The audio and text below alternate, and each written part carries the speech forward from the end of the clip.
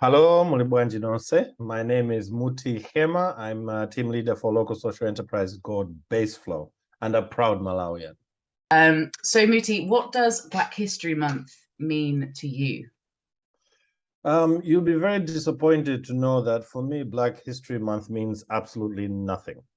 Not because it's not important, but because as a Malawian living in Malawi, the concept of Black History Month is a very foreign one. It's kind of, in a way, similar to, there's a general theme with these things, because most of the idea of Black History Month is a very American import, just like Black Lives Matter is an American import. Now, because that's an experience that's being had by African Americans, the assumption is that all Africans are having a similar experience, that we are all concerned with Black History Month or Black Lives Matter. Not that those things don't matter, but in terms of the day-to-day living, there's certain aspects of Black Lives Matter that matter to us that are different from African Americans, as well as even the idea of Black history. If you ask a Malawian what you think of Black History Month, it's like, what's Black about it? Because for us, the concept of Black doesn't really apply. The concept really, it's either that of nationality, which is Malawian, or the broader nationality, which is African, that really matters. Because we are more connected to the struggle of Pan-Africanism, which within that is colonialism and slavery embedded within that, as compared to the displacement narrative that is associated with our African-American brethren. And I want to emphasize they are our brethren because they do have their struggle, but it has to be understood it's their struggle, and we can empathize and support, but it is their struggle that we support. And as Africans and as a Malawian, we have our own narrative. So the idea of Black History Month is a strange one because we don't see the idea of Black is not really strong with us. For us, it's more the idea of being Malawian, being sovereign, being African. So it's about sovereignty, and it's also about Pan-Africanism. So those are the concepts that really matter to us. So if I was to suggest, rather than Black History Month, we could say Malawian History Month, or African History Month, or Pan-African History Month, because these things are what are more relevant to us and our struggle for, I wouldn't say personhood, because that's at an individual level, but nationhood and statehood. And independence as a nation and as a people. So that would be my response to that question. Thank you so much. It's that grouping, isn't it? Yeah. That we come back to time and time again, and systemic grouping that's thoughtless. Yeah, I personally completely agree with you. I could just add to what you've said, because I think you've summarized it beautifully. Okay. Because it is this lumping together of groups of people, because now if you take issues of identity generally speaking, it seems, I was actually talking to someone yesterday saying there's more to a person's individual identity than just sex, gender, and race. Because is there?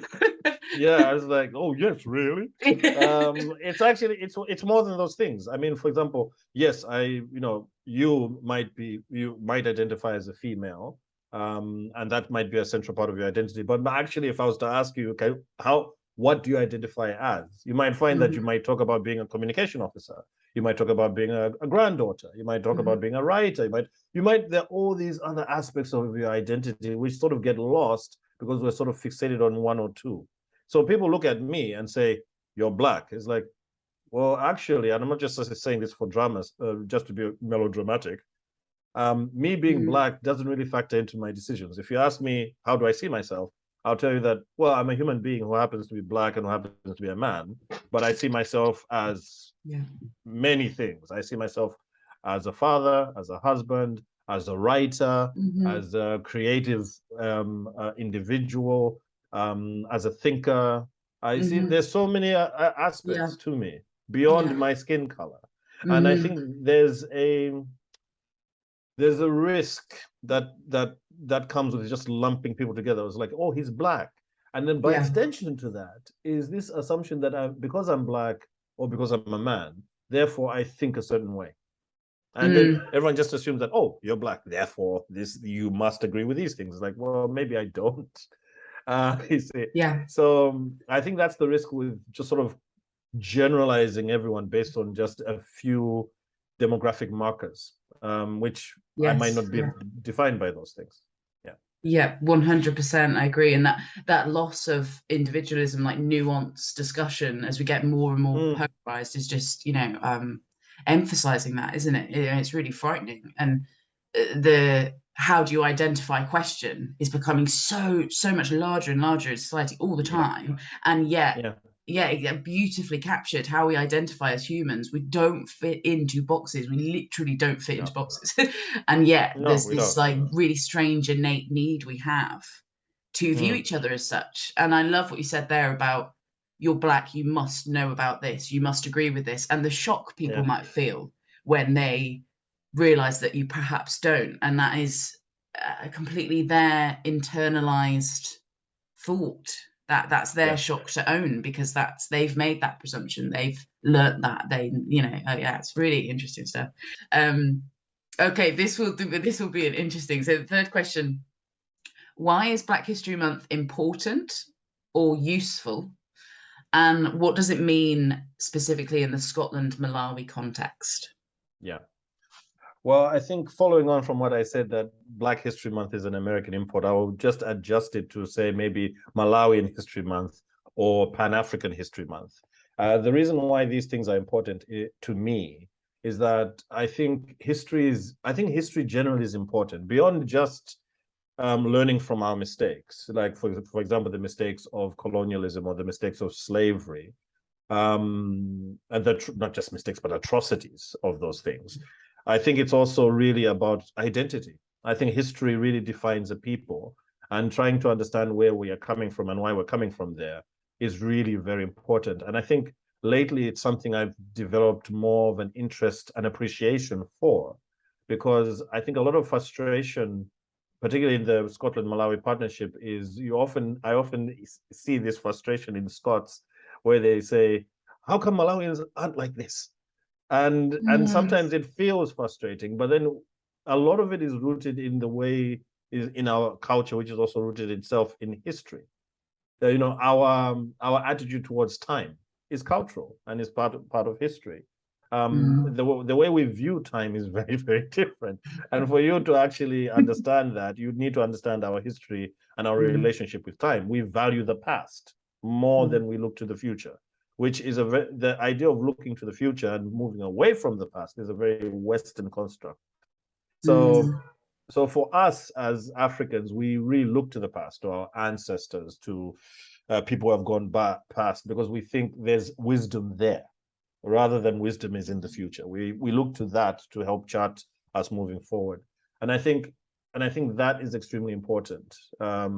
So whether it's Black, white, blue, history, whatever, History Month, remembering a certain part of our history is really important to understanding culture, understanding the way people will behave, the way people think, and also the hang-ups and the legacy of certain systemic problems that might still linger, and why we need to address those problems to, in some cases, create a more equitable society.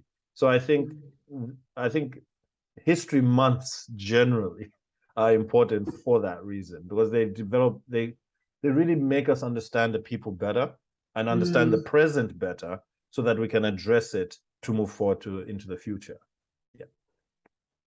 Excellent. Thanks, Muthi.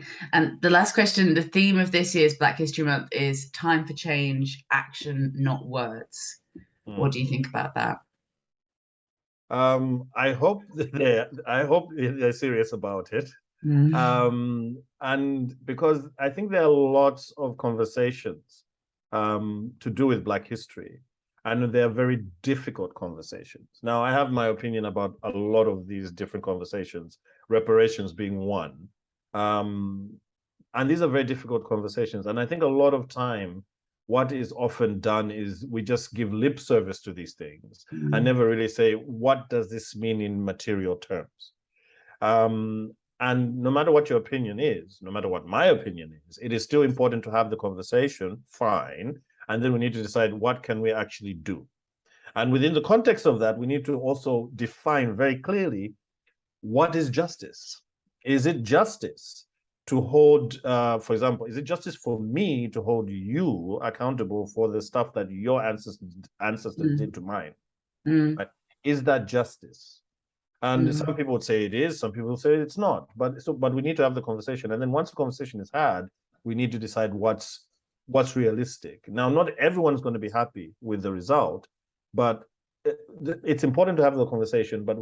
But from there, the action, we need to decide what we can realistically do. And I want to emphasize realistically, because I don't think we can address everything, because we're all victims of history. I mean, when you think about it, we are all victims of history and decisions that were made before we were born. And we're simply living in the context of a world that was shaped by our forebears. And we have to make do with that, and also understand that I don't think you should be held accountable for stuff your ancestors did, unless you are still perpetuating those things yourself. Yeah. So yes, I hope it is going to be about action. But in addition to action, there has to be the willingness to listen and to understand what can be done and what can't be done. I think that is going to be really critical. Yeah, I completely agree. It's almost as if after I'm gonna refer to it as History Month now. I'm gonna start that. After History Month, plans in everyone's calendar, nationwide Action Month, and that's a whole other month of activity to decide, okay, we've had the conversations, we had the reflection, we had the discussions like this morning. The irony in this conversation right now is not lost on me. Yeah.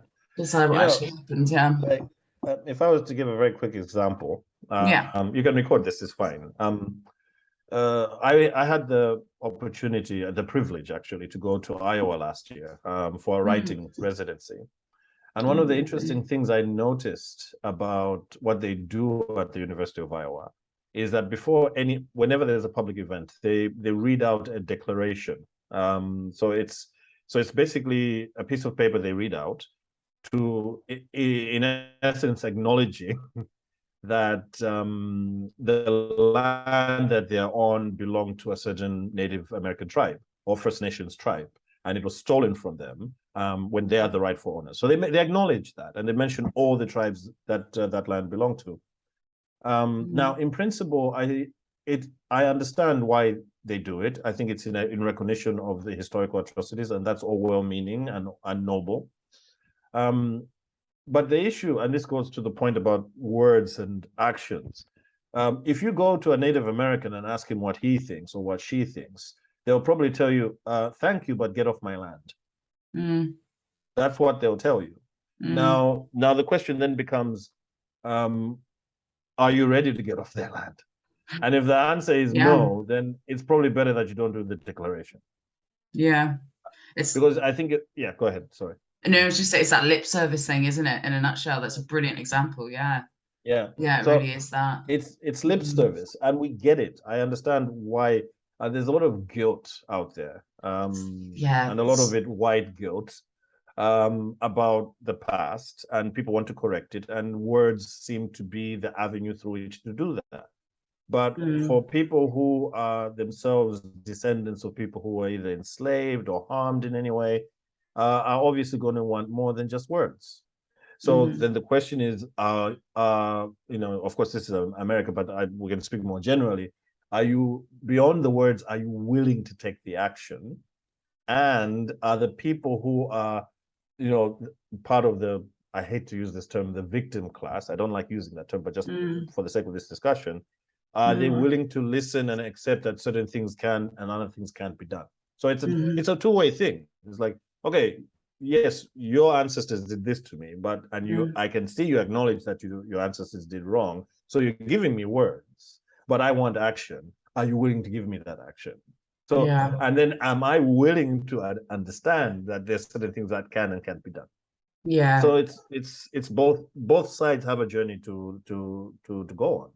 So it's not just white people, but even Black people have a journey to go on. So it's both ways. Yeah. A partnership of sorts, we might say. It is. Yeah. It is. It is. Yeah. Yeah, no, that's a really Actually, last point, then I'll shut up. Yes, yeah. you're gonna have a tough time with this one. Okay, Black History Month, or Malawi History Month in this case. I want to just give an example of a kind of challenge to Malawians. We have a statue that is sitting in Trafalgar Square, I believe. The antelope, I believe it's called. Antelope, yeah, Samson. Yes, antelope. Yeah. And it is sitting in Trafalgar Square. It's caused all sorts of controversy because of Chilembwe's legacy. And like with all historical figures, the legacy is always complicated.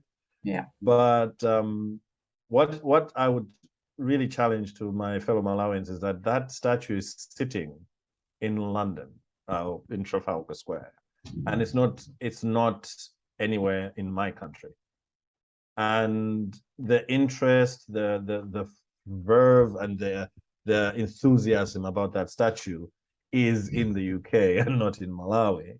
And for me, that's quite sad, because Malawian history for me is about celebrating our heroes, as complicated as they may be, but they are our heroes. In the same way as Scotland, you celebrate William Wallace. I mean, I walked past William Wallace's grave in Glasgow, and you celebrate him. And of course, a movie was made which was not historically accurate, but still, he's an important part of your history and a celebration of Scottishness.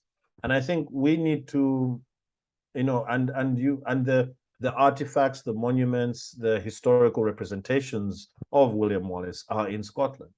I would like the historical representations of Chilembwe to be in Malawi, including that statue that's in Trafalgar Square.